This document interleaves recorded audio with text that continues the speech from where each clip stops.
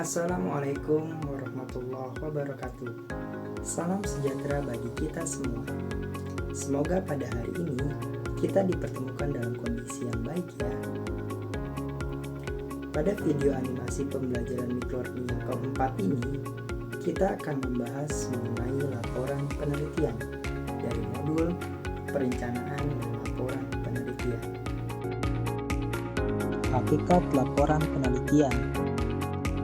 Untuk pendahuluan, suatu proses penelitian diakhiri dengan penulisan laporan penelitian. Laporan penelitian juga merupakan hasil dari laporan penelitian yang sedang atau telah selesai dilaksanakan oleh peneliti. Hasil penelitian harus dilaporkan dan ditulis karena laporan tersebut merupakan media komunikasi antara peneliti dengan pembaca maupun antar peneliti dengan klien. Tanpa ada penulisan dan pelaporan, hasil penelitian akan merupakan barang mati yang hanya dinikmati oleh peneliti. Padahal tujuan penelitianlah tidak demikian, tetapi mencari sesuatu dan menyampaikan hasilnya sebagai sumbangsi ilmuwan pada pengembangan pengetahuan. Dalam penulisan laporan penelitian juga harus mempertimbangkan hal-hal berikut. Yang pertama, tingkat pengetahuan pembaca. Yang kedua, kebutuhan objek pembaca. Dan yang ketiga, cara penyampaian yang tepat sasaran. Garis besar isi laporan penelitian. Yang pertama, judul laporan. Judul laporan sebaiknya ditulis jelas, ringkas, dan menggambarkan isi. Kemudian yang kedua terdiri dari abstrak. Hasil temuan penelitian dijelaskan sesuai prosedur penelitian secara singkat, tetapi yang diutamakan adalah penyampaian kesimpulan, implikasi, dan saran-saran. Yang ketiga ada kata pengantar. Di dalamnya dikemukakan tujuan penelitian, masalah yang dihadapi, siapa penyandang dana, dan ucapan terima kasih pada pihak yang terlibat dalam proses penelitian. Yang keempat ada daftar isi. Bagian dari laporan untuk melihat hubungan antar bagian satu dengan bagian lainnya. Untuk tabel, diagram, gambar, peta, masing-masing dibuat daftar isi tersendiri. Yang kelima ada pendahuluan.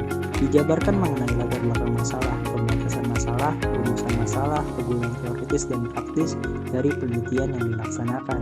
Yang keenam terdapat tubuh laporan, yang merupakan bagian pokok. Terdapat penelitian yang relevan, kerangka teoretik dan hipotesis jika ada, serta berbagai teknik analisis data yang digunakan. Yang ketujuh terdiri dari kesimpulan, yang merupakan hal-hal yang telah dibahas pada bab-bab sebelumnya. Yang kedelapan ada kepustakaan. Ini bisa berupa buku, artikel jurnal, dokumen, dan sumber tertulis lainnya yang digunakan untuk mendukung, menjelaskan, atau memperkuat suatu argumen penelitian. Yang kesembilan ada lampiran, bagian pendukung, misalnya contoh yang panjang, instrumen, hasil perhitungan, dan persuratan, dan sebagainya. Selanjutnya sistematika penulisan laporan penelitian. Sistematika penulisan laporan penelitian memiliki perbedaan-perbedaan dalam penulisannya, tergantung pada penelitian apa yang dipakai atau metode penelitian yang digunakan. Agar lebih mudah dipahami, diperlukan penyederhanaan sistematika penulisan laporan penelitian ke dalam 7 kelompok yang disajikan dalam e-book ini di modul perencanaan dan laporan penelitian pada materi laporan penelitian.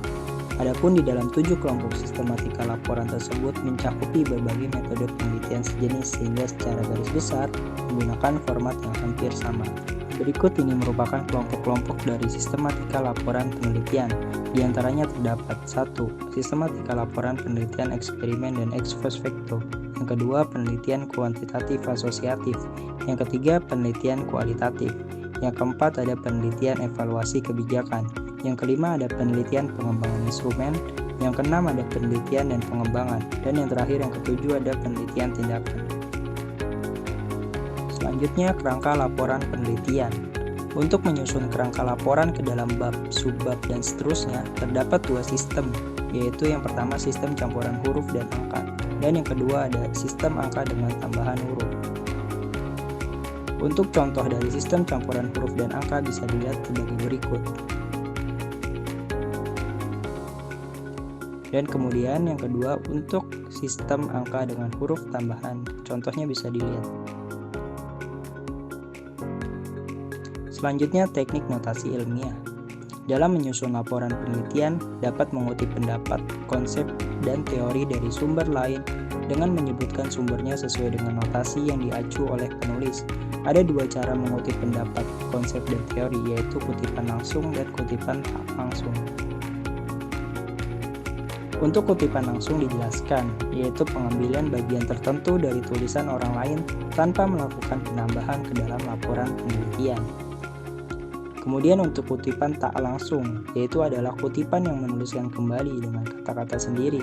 Kutipan ini dapat dibuat panjang atau pendek dengan cara mengintegrasikan dalam teks, tidak diapit dengan kata kutip dan menyebutkan sumbernya.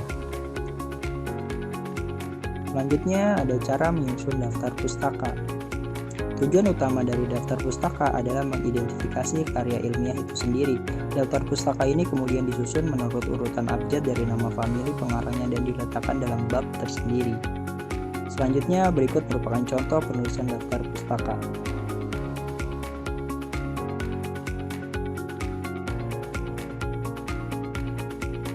Penulisan artikel. Berikut ini hal-hal pokok yang perlu diperhatikan dalam penulisan artikel, yaitu yang pertama terdiri dari judul dan peneliti. Kemudian yang kedua ada urutan materi. Dalam urutan materi dijabarkan sebagai berikut, yaitu terdiri dari 1. Judul artikel. Kemudian yang kedua, nama peneliti. Yang ketiga terdapat abstrak. Di dalam abstrak ditulis dalam bahasa Indonesia dan juga Inggris, bukan ringkasan. Kemudian yang keempat terdapat pendahuluan, yang dimana dalam pendahuluan termasuk rumusan masalah, tujuan, tinjauan pustaka, dan hal-hal lain yang dianggap penting. Kemudian yang kelima terdapat metode, yang keenam hasil dan pembahasan, yang ketujuh kesimpulan dan saran, yang kedelapan daftar pustaka, dan yang kesembilan terdapat lampiran. Untuk selanjutnya yang ketiga, yaitu terdiri dari daftar pustaka. Pada daftar pustaka, hanya pustaka yang dikutip yang perlu dicantumkan. Kemudian yang keempat terdiri dari tabel, yang kelima terdapat gambar, dan yang keenam terdapat pengetikan. Dalam pengetikan mempunyai catatan, artikel diketik dengan 1,5 spasi, kertas HPS ukuran kuarto 21,6 x 28 cm dan umumnya maksimum jumlah halaman artikel beserta lampiran yaitu 15 halaman. Penulisan ringkasan hasil penelitian. Secara garis besar, sistematika yang cukup umum digunakan yaitu terdiri dari 1. Sistematika ringkasan yang meliputi judul penelitian, di mana pada judul penelitian digunakan huruf besar. Kemudian selanjutnya yang kedua terdiri dari nama peneliti. Adapun untuk nama peneliti ditulis tanpa gelar pada peneliti. Kemudian yang ketiga yaitu terdapat tahun laporan akhir masuk dan jumlah halaman. Dicantumkan termasuk lampiran. Dan yang terakhir, yang keempat, terdapat isi ringkasan. Dalam isi ringkasan mempunyai turunan yaitu rumusan masalah, tujuan penelitian, metode, hasil, kesimpulan dan saran, serta data diri. Kemudian yang kedua, ringkasan diketik kuarto 1,5 spasi maksimal 2 halaman. Kemudian yang ketiga terakhir terdapat ringkasan yang dibuat dalam bahasa Indonesia dan Inggris mengikuti sistematika yang berlaku. Dan cukup sekian penjelasan dari video animasi pembelajaran dari materi laporan penelitian. Saya ucapkan terima kasih dan sampai bertemu kembali.